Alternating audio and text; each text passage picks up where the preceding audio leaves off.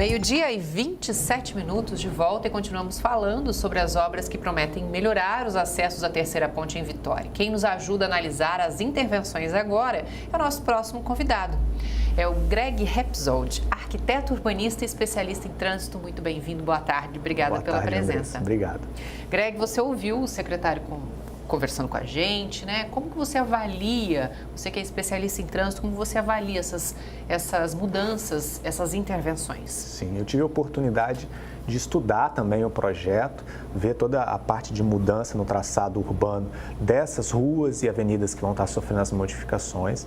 Eu acredito que elas vão ser positivas porque elas vão buscar resolver gargalos específicos de acesso a bairros e a ponte, que é a principal travessia de Vitória para Vila Velha, mas nós temos que levar em consideração outros fatores, como por exemplo, isso resolve o problema do lado de Vitória, mas quando a gente chega aqui em Vila Velha, o gargalo permanece. E aí o trânsito continua engarrafado. Você continua tendo a retenção aqui na chegada de Vila Velha e essa retenção no horário de pico, ela vai acumulando até o ponto que ela começa a interferir no trânsito de Vitória. Não necessariamente em quem vai pegar a ponte, mas em quem tem que passar por essas vias de acesso à ponte também é prejudicado por esse engarrafamento. Então não adianta fazer obras em Vitória se não tiver em Vila Velha? Sim, na verdade, essas obras de mobilidade que envolvem o trânsito de pessoas entre municípios, elas têm que ter a participação do governo estadual, porque são obras da região metropolitana e precisam ser pensadas de forma holística. A gente não pode pensar olhando só cada município individualizado, porque não só vai continuar o problema do outro lado, no ponto de destino das pessoas, mas o acúmulo de carros ele pode ser tamanho que vai também interferir mesmo naqueles locais que já sofreram intervenção por parte do município. Chegando muitas perguntas de telespectadores, vou colocar o Jorge na nossa conversa, ele pergunta: por que não acabar de vez com a Praça do Cauê, já que ela atrapalha tanto o trânsito em Vitória? Como que você vê isso tudo, Greg? Então, essa é uma lenda urbana. A maior polêmica. Não, eu não diria nem polêmica, eu acho que é uma lenda urbana. Existe a ideia de que se acabar com a Praça do Cauê, você vai ter uma maior fluidez para acessar a Reta da Penha.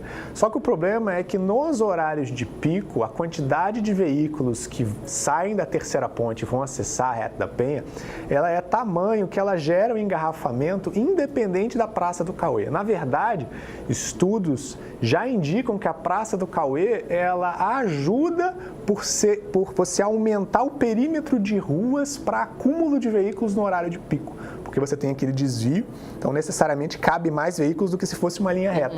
E isso evita que esses veículos eles vão se acumulando aí em cima da ponte para poder gerar um engarrafamento nos acessos de Vila Velha ou para trás na Reta da Penha. Então é meio que uma lenda urbana, isso para não entrar na questão dos espaços públicos. A gente aqui no Brasil, a gente tem um viés muito rodoviário, né? Diferente de países como, por exemplo, a Europa, que esses maiores deslocamentos são feitos por metrô, o modal ferroviário. E existe uma situação no estudo de modais rodoviários chamado de paradoxo de Bress, que diz que quanto mais ruas existem disponíveis para as pessoas usarem carros, mais as pessoas optam pelo carro como principal meio de transporte em detrimento do transporte público.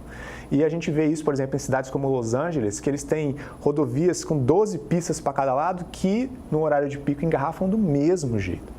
Então, a solução a longo prazo para o nosso trânsito, o nosso problema de mobilidade urbana, ela necessariamente passa por um transporte público eficiente, seguro e barato. Barato no sentido que o custo-benefício justifica o uso do transporte público. Enquanto nós não tivermos essa solução, por mais que os municípios e o governo do estado busquem soluções como a que o secretário apresentou aqui no programa, nós vamos continuar esbarrando no paradoxo de Bress. Mais pessoas vão largar o transporte público para pegar o carro e mais vias vão ser precisas. As vias não podem crescer de forma infinita, porque nós temos prédios construídos, né, situações urbanas consolidadas.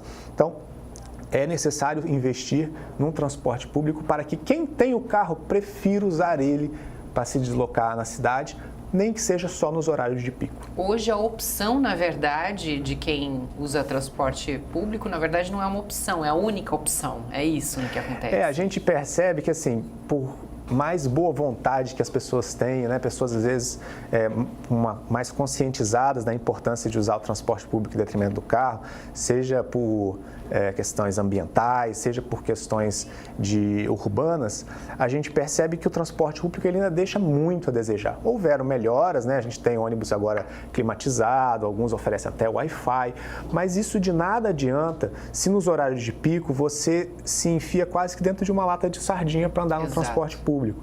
Isso de nada adianta se ele não tem horário certo para chegar, para sair do ponto de ônibus e para você chegar no seu destino.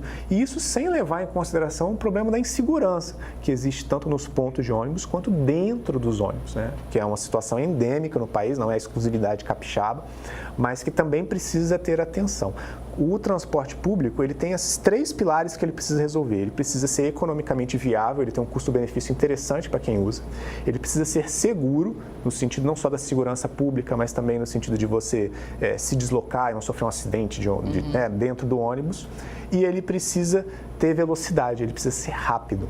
A gente tem algumas medidas, como, por exemplo, a faixa exclusiva da terceira ponte, que foi uma medida importante, mas que ela esbarra em gargalos. Para você chegar na terceira ponte, você pega o engarrafamento. E quando você sai da terceira ponte, você volta para o engarrafamento. O ônibus ele precisa ter uma faixa exclusiva do ponto do início ao destino, para que as pessoas não peguem o mesmo trânsito dos carros e ele se justifique como opção em detrimento do carro e não o contrário. A gente está longe de ter uma solução, né? Essas obras, então, pelo que você avalia, são bem-vindas, né? Só que a longo prazo seria necessário, então, investir em outro setor que é o transporte público.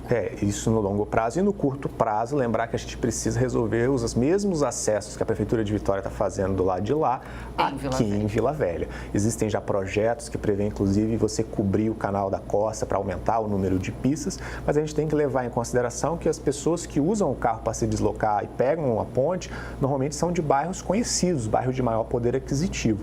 Então, essas pessoas, quando elas saem da terceira ponte, elas vão ter que entrar no bairro onde as vias são mais estreitas, são menor em quantidade, e isso vai continuar gerando algum nível de retenção.